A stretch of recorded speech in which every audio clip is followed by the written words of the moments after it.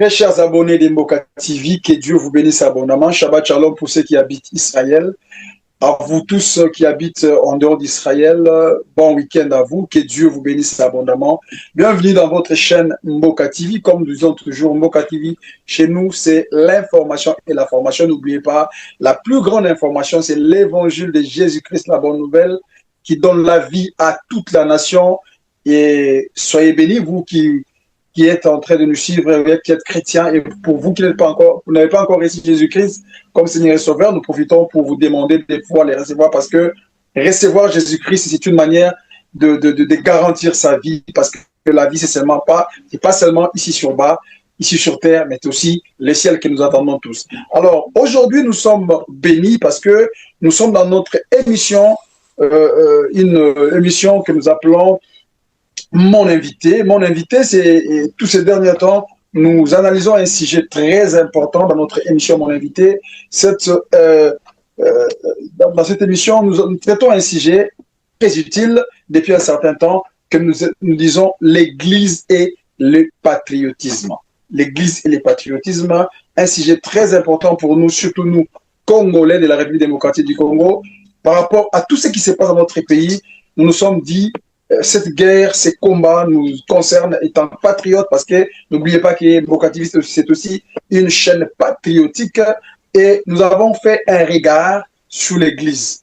Nous nous sommes dit, la RDC, mon pays, le Congo, est parmi les pays où on retrouve beaucoup plus des églises. J'étais au Congo, où j'ai vu dans une avenue 4, 5, 6 églises à Kinshasa, même allant jusqu'à 8, et il y a plusieurs personnes qui étaient en train de critiquer en fait. Mais nous nous sommes dit, est-ce qu'avoir des églises était un problème? La prière n'est pas mauvaise, mais en dehors de la prière, il faut travailler. Mais nous nous disons que aujourd'hui, sur 10 Congolais, nous retrouvons 8 Congolais dans les églises. Alors nous, en tant que leaders d'opinion, nous nous sommes dit, y a-t-il pas possibilité, non seulement leader d'opinion, mais aussi pasteur de surcroît, nous ne sommes pas dit, y a-t-il pas possibilité que nous, hommes de Dieu, nous puissions contribuer pour réveiller les Congolais suite au mot qui est en train de frapper aujourd'hui notre pays. Voilà pourquoi nous avons vu que c'était vraiment important de traiter ces points. Et sur ces, nous recevons pour vous certains hommes de Dieu. Vous nous avez suivi la fois passée avec le pasteur Tony Ngenga de l'église Bethel Boma.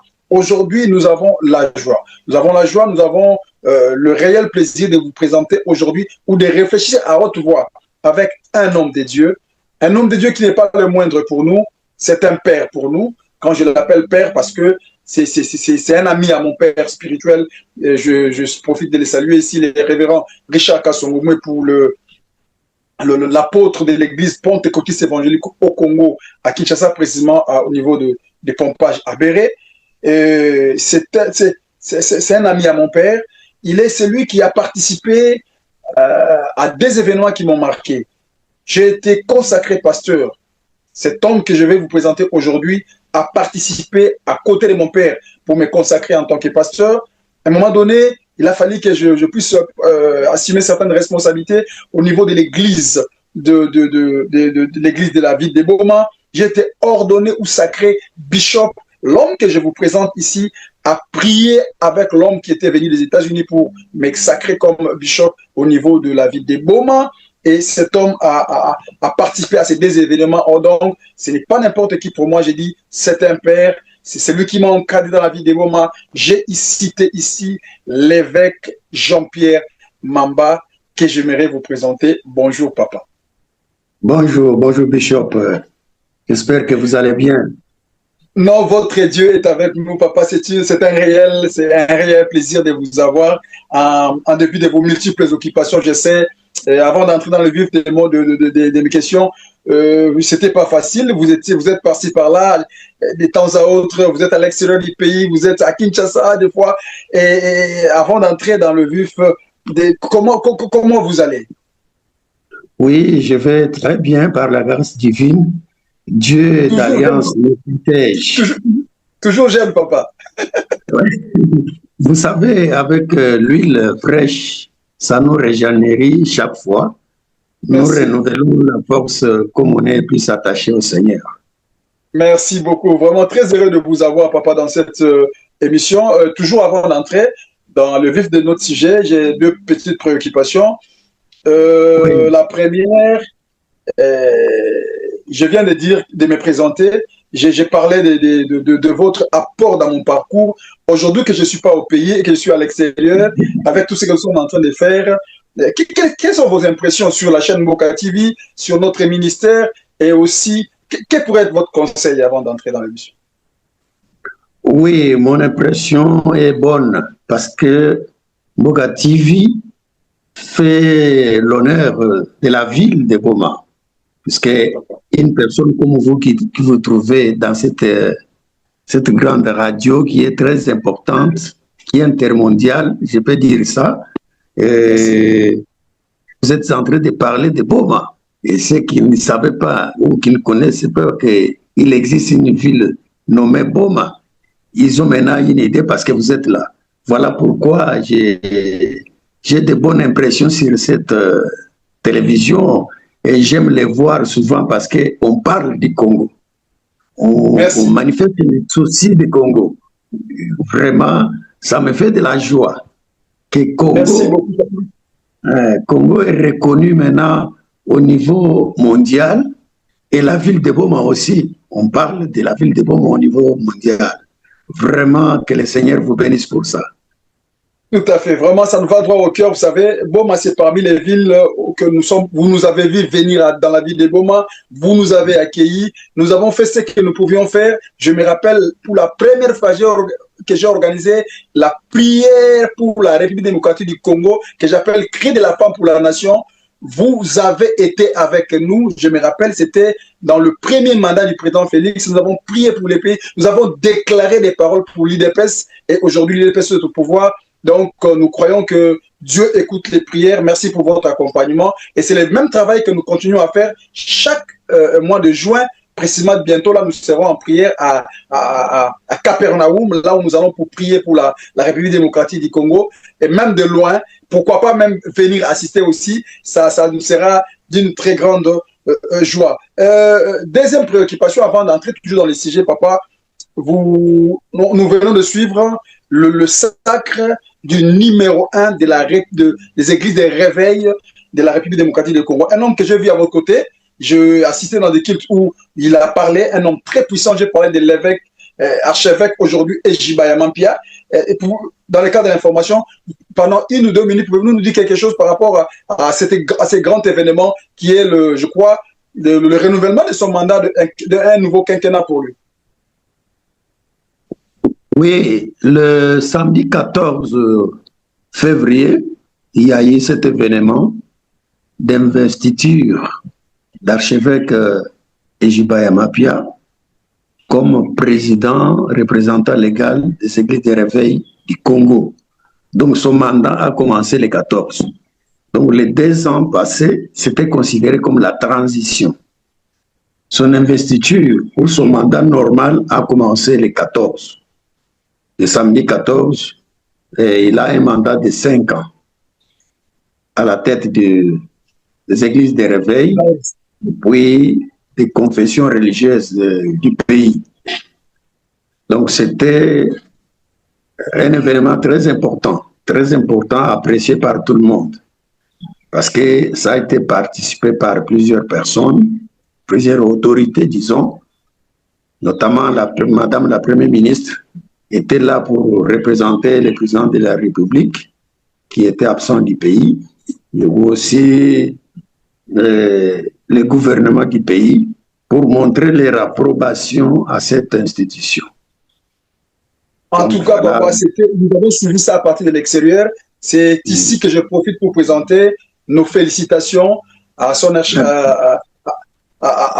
au numéro 1 des églises de réveil du Congo, qui n'est pas le moindre pour nous, une personnalité que nous respectons beaucoup, et lui présenter aussi son invitation ici, parce que nous aimerions beaucoup plus aussi lui entendre parler de sa mission pour le quinquennat qu'il vient de commencer. En tout cas, que Dieu l'accompagne, que votre Dieu nous aide, parce que vous savez, vous êtes l'élite de notre pays et sa posture aujourd'hui nous donne une fierté. Nous sommes vraiment très contents de lui. Donc, transmettez notre invitation. Notre souhait est vraiment de les recevoir au niveau de Mboka TV et qu'il nous parle de l'événement qui vient de se passer et aussi de son projet d'avenir, parce que notre souci, nous voulons voir l'église des réveils aller trop loin. Et nous n'oublions pas, nous voyons ses actions, nous comprenons que c'est un homme qu'il faut pour amener l'église des réveils quelque part, et ça fera une très grande joie. Alors nous quittons ce terrain pour entrer dans le vif de notre sujet.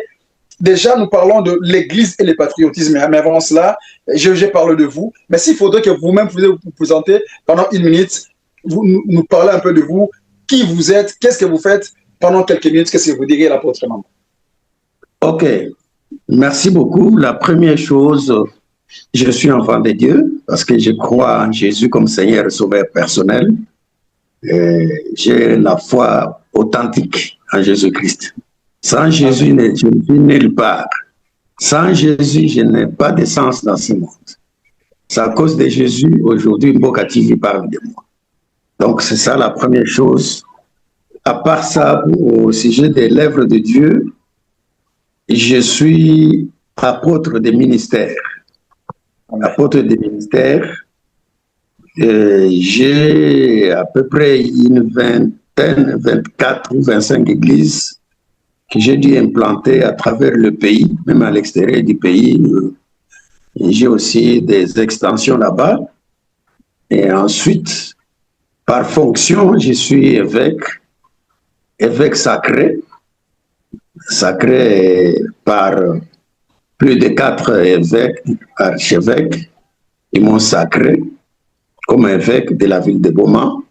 Et ensuite, je suis coordonnateur principal des églises de réveil dans les bas-fleuves. Donc, en commençant par Pont-Marchal, comme vous avez été à Boma, vous connaissez bien, à partir de Pont-Marchal jusqu'à Mwanda, jusqu'à Thiela, je gère toutes ces églises de réveil qui sont dans cette contrée-là.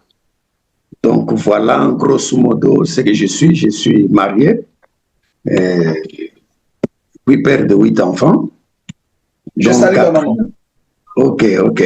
Merci. Merci beaucoup, papa. Vraiment une très grande responsabilité au niveau de l'église des réveils au Congo. Donc, vous coordonnez le bas-fleuve. Oui. Vraiment très important. Nous aimons. L'autre question, papa. Les sujets que nous développons suscitent ou exigent à ce que la personne qui va devoir répondre ait une affinité avec la République démocratique du Congo, parce que nous parlons du patriotisme. Vous n'ignorez pas la situation de notre pays, et nous croyons que le patriotisme joue un très grand rôle. Alors, pour commencer, est-ce que l'apôtre Mamba, l'évêque, est congolais? Et si cela est le cas, quelle place l'évêque donne à la République démocratique du Congo? Ok. Effectivement, je suis congolais de père et de mère. Donc,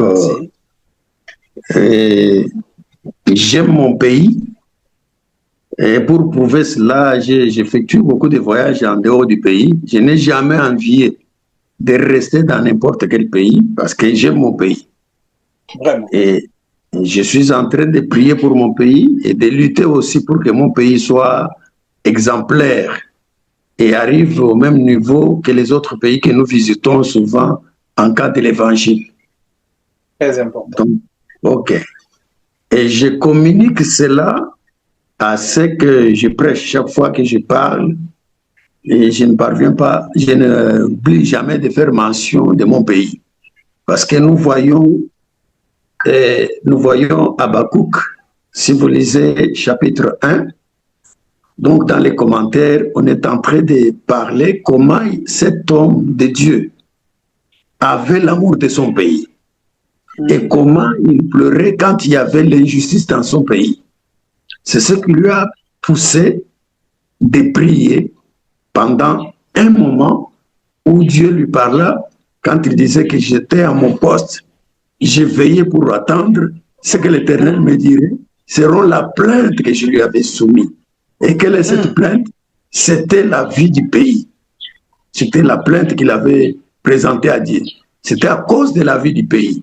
Comme il avait l'amour sincère de son pays, c'était un patriotisme, un patriotique. Parce que c'est ce que la plupart des hommes de Dieu oublient, ou soit les enfants de Dieu oublient, en disant parfois que comme je suis en train de servir Dieu, je ne peux pas m'occuper de mon pays, je ne peux pas parler de mon pays. Or, la Bible me dit que priez pour la ville pour laquelle Dieu vous a envoyé en captivité, parce que votre bonheur en dépend. Donc voilà pourquoi nous sommes obligés d'aimer notre pays et de prier pour les pays, de faire tout pour que notre pays puisse être un bon pays. Notre pays puisse être un bon pays, c'est une préoccupation noble, mais vous-même personnellement, j'insiste là-dessus, quelle place vous donnez à la République démocratique du Congo, vous personnellement? Ok. En dehors de Dieu, je peux parler du Congo. Congo vient à la deuxième position. Pourquoi? Parce que il y a ce que les gens ne comprennent pas bien. Quand le Seigneur dit que vous êtes du monde et vous êtes dans le monde, vous n'êtes pas de ce monde. C'est par là où les autres disent que non, je ne peux pas m'occuper des problèmes de mon pays parce que je ne suis pas de ce monde. Hein? C'est une erreur. Hein? Il parle du système mondial. Quand on est dans le monde, on ne peut pas s'occuper du système mondial. Mais là, il n'a pas dit qu'il faut exclure votre pays, ailleurs son pays pour, en fonction de l'évangile. Non. L'évangile nous pousse à aimer les pays. Hein? Nous ne pouvons pas entrer dans le système mondial, se comporter comme les gens du monde, parler comme les gens du monde. Hein? C'est ça que le Seigneur nous demande, que vous êtes dans le monde, mais vous n'êtes pas de ce monde. Mais mon pays doit occuper la deuxième place en dehors de Dieu. Merci, papa. Merci, papa. Okay. Ça, c'est une précision de taille. Nous le sentons dans votre langage. Mais si je peux poser encore l'autre question, aujourd'hui, là, nous sommes les leaders d'opinion. Nous encadrons les fidèles. La population congolaise, c'est tout dans nos églises. Moi, je dirais, à peu près, une affaire de 60%. Plus de 60% de la population congolaise, vous les trouvez dans les églises. Mais comment évaluez-vous le patriotisme dans les Congolais, particulièrement dans nos chrétiens, que nous encadrons? Les décrets de patriotisme commencent à monter maintenant au pays parce que tous ceux qui veulent gérer, ils ont toujours tendance à avoir l'argent et non pas s'occuper du pays. Voilà maintenant ceux qui se trouvent même à la rébellion. Si vous suivez les motifs, ils n'ont pas de motifs nobles. Tout ce qu'on présente, ce n'est pas la réalité. Ce n'est pas la vérité. Hein? Okay. Oh, nous sommes devenus rebelles à cause du gouvernement, parce que le gouvernement a fait ça. Non, non. Si vous suivez les objectifs, c'est l'argent. L'objectif, c'est l'argent. Donc voilà ce qui a fait que Congolais, à l'époque, il pouvait vendre son pays pour gagner l'argent. Il peut accepter de tuer son frère pour gagner l'argent. Hein? Donc, ils avaient plus cultivé l'amour d'argent que de cultiver l'amour du pays. Mais maintenant, le patriotisme commence, hein, je peux dire que ça commence maintenant, à entrer dans le cœur des gens, dans les têtes des gens petit à petit. Les choses ont commencé à changer et surtout si on accentue les problèmes de changement de mentalité. Hein? Si on accentue ça, ça pouvait aider les pays. Je pense que c'est ce que je pouvais vous dire. Donc, vous dites qu'il y a une amélioration. Hier, ce n'était pas le cas, mais il y a un changement. Mais maintenant, papa, pensez-vous que l'Église peut avoir un rôle à jouer dans ce contexte? Vu du fait que dans nos églises, nous retrouvons beaucoup plus de chrétiens. Tous ces chrétiens qui sont dans nos églises, croyez-vous que l'Église peut apporter quelque chose? Ok, je suis persuadé que l'Église peut apporter quelque chose, mais je voudrais corriger une chose. Quand vous dites que la plupart des gens sont dans nos églises. Là, il y a un petit problème. Ok. L'église est infiltrée. Tous ceux qui sont dans l'église ne sont pas les hommes de l'église. Merci. Il y a ceux qui sont entrés pour se cacher dans l'église. Ok. Ils font du mal. Ils font du mal pour ternir l'image de l'église. Ça fait du mal. Donc, ce côté-là, en tout cas, on peut avoir des réserves pour dire qu'il y a beaucoup de gens qui prient. Il n'y a pas beaucoup de gens qui prient. Il y a peu qui sont vraiment les hommes d'église, mais la plupart, ce sont des infiltrés. Des infiltrés. Ça, c'est un fait, et c'est aussi un sujet qu'on peut développer prochainement. Mais mon problème est que nous, en tant que chrétiens authentiques, qui avons accepté Jésus-Christ comme Seigneur et Sauveur, est-ce que mon problème était, ma question était celle-ci, est-ce que c'est un péché, de parler du patriotisme à l'Église et dire aux enfants de Dieu que nous devons aimer notre pays, nous devons prier pour notre, nous devons apporter, nous devons amener les valeurs dans notre pays. Est-ce qu'il y a-t-il un péché dans ça? C'était ça ma question. Oui, j'avais compris la question. J'étais en train de venir. Vous pensiez que je n'avais pas bien compris. J'avais compris la question. C'est pourquoi je voudrais tout simplement vous dire, tout le monde n'est pas l'homme de l'Église. Il y a beaucoup d'infiltrés.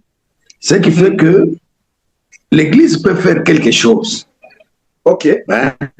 En enseignant plus le patriotisme.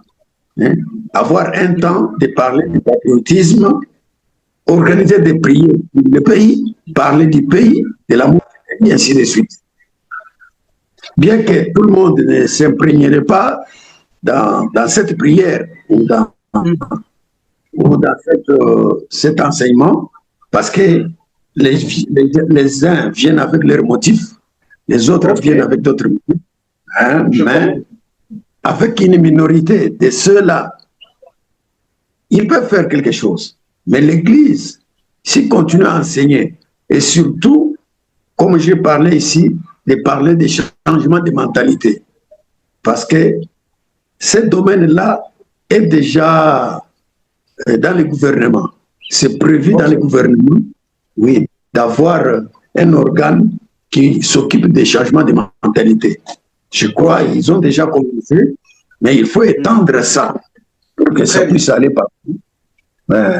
L'Église, donc si je comprends, l'Église peut être aussi un vecteur par lequel ces messages peuvent être renforcés afin que l'objectif du gouvernement soit atteint. J'ai aimé l'intervention de l'archevêque qui a dit que une véritable Église ne peut pas s'opposer à la marche du gouvernement pour dire que l'Église doit accompagner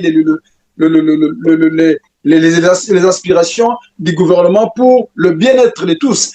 Pas encourager tout, mais ce qui est dans le droit chemin, enfin, pour l'évolution de tous. Ça, c'est très, très important. Mais y a-t-il dans la Bible des versets bibliques qui soutiennent les chrétiens à s'imprégner dans le patriotisme, à aimer leur pays?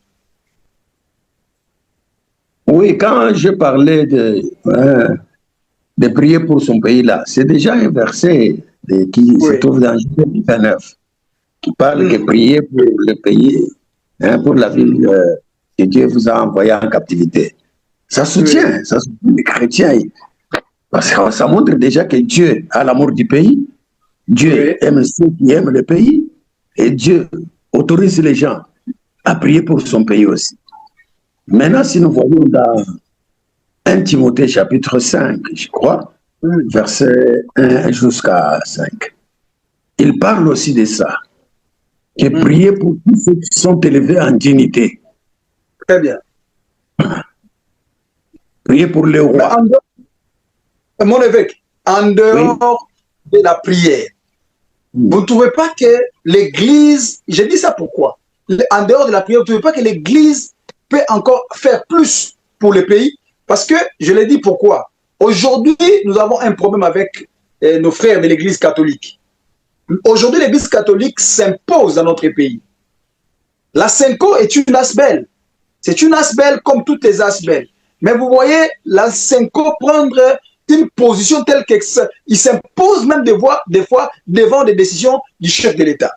Pourquoi? Parce que, à mon avis, la Senko se retrouve dans une position telle qu'ils ont des écoles, ils ont des hôpitaux, des structures telles qu'ils peuvent faire quelque chose. Mais par contre, je viens de vous dire tout de suite là que nous sommes très fiers du numéro 1 de l'église des réveils au Congo actuellement, l'archevêque Ejibaya Mampia, que nous souhaitons avoir dans nos émissions. Pourquoi? Parce que nous sentons qu'avec lui, il donne une certaine position qui donne un certain poids à l'église des réveils.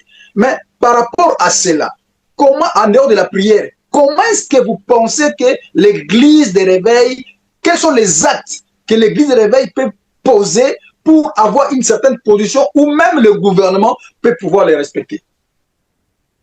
Ok, je crois tout ce que nous faisons aujourd'hui, c'est un problème de confiance. Ok. Nos autorités politico-administratives avaient plus confiance à l'Église catholique. Et ce sont elles qui ont donné le pouvoir à l'Église catholique. Et l'Église catholique s'est considérée comme celle qui avait la totalité divine. Et les autres n'ont pas Dieu, et n'ont rien à voir, n'ont rien à dire. Et maintenant que le gouvernement commence à comprendre, et il se rapproche de nous, et les choses dans bientôt vont changer. Nous espérons à cela. C'est là notre souhait. C'est là notre souhait.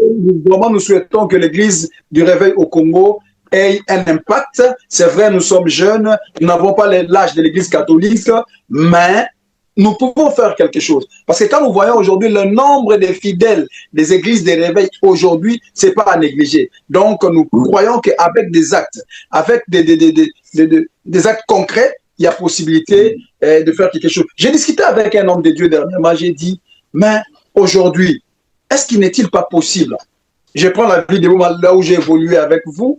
Aujourd'hui, on s'est dit, par exemple, bon, voilà, nous voulons, nous demandons à l'État de faire la salubrité, mais ça traîne. Nous, Église des Réveils, nous voulons emboîter les pas. Désormais, vous êtes le numéro 1 au niveau du Baflé. Nous disons, par exemple, que toutes les églises, les jeunes, prenons les samedis, les jeunes qui se réunissent les samedis, un samedi par mois, on en a 4, un seul samedi par mois, nous travaillons, nous essayons de mettre un peu la propriété, là où dans le cadre seulement de dire que bon, un corps sain dans un lieu sain, on met un peu la propriété là où, vous ne voyez pas que le maire de la ville de Boma, quand il verra ça, qui a fait ça? C'est l'église des réveils. Ça donne quand même quelque chose et l'État se rend compte que quand même cette église apporte quelque chose. Il y a beaucoup des idées qu'on peut mettre sur pied et nous de la diaspora, je dois vous dire, vrai papa, de telles initiatives, nous pouvons sensibiliser les chrétiens de par-ci par-là, au niveau de la chaîne ici, qui a une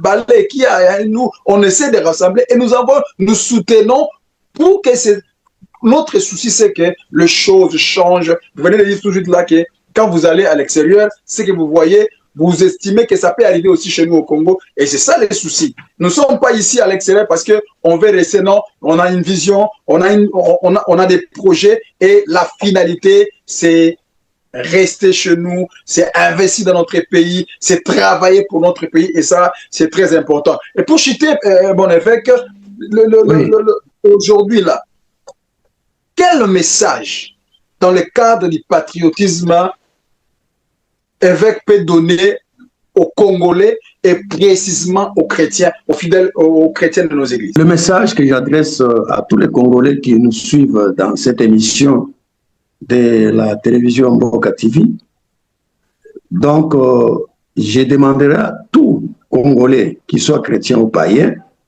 d'avoir d'abord l'amour de son pays, l'amour sincère de son pays. De deux, de prier, même 2 mots seulement.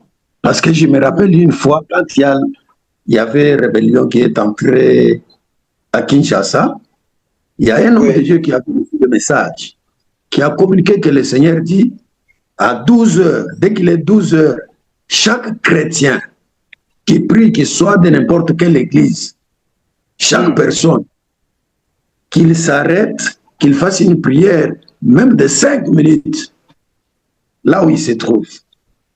Et quand ils ont fait ça, le miracle s'est opéré, on a arrêté les rebelles, hein, lui avec une arme, on l'arrête par quelqu'un qui avait main vide. Et ça, c'était vraiment terrible. Et si, par exemple, nous tous, nous prions pour notre pays, nous souhaitons le bien-être de notre pays, nous nous appliquons quand même à faire du bien. Voilà, très chers abonnés de Mboka TV, c'était là les derniers mots de l'évêque. Nous, en tant que chrétiens, nous, en tant que Congolais, nous devons aimer notre pays, nous devons les chérir, nous devons travailler pour son épanouissement parce que notre bonheur en dépend. Donc, c'était là votre émission, mon invité. Nous avons reçu pour vous l'évêque Mamba, qui est le coordonnateur de l'église de réveil au Congo au niveau du Bas-Fleuve, qui a été notre invité. Nous vous bénissons, vous qui nous avez suivis. Vos commentaires fera que nous puissions améliorer ce que nous sommes en train de faire et nous demandons à ce que vous puissiez partager vraiment ces liens à tout le monde et pourquoi pas vous abonner afin de pouvoir élargir cette grande famille. Je bénis toute l'équipe qui travaille avec moi. Je salue Arsène Yamungabo depuis la ville de Boma. Je salue 3 fois Kakeni Kabam Kapingaki au niveau de la prise de l'image, au niveau des caméras. Je bénis tous les membres ou les combattants de l'armée numérique de là où vous êtes. Que Dieu vous bénisse abondamment. En tout cas, retrouvons-nous prochainement, toujours dans les cadres d'émission. Mon invité, c'était le vôtre, le bishop John Jerry, depuis la ville, le pays de Jésus-Christ, ici précisément à Tel Aviv. À la prochaine. Allez, bye.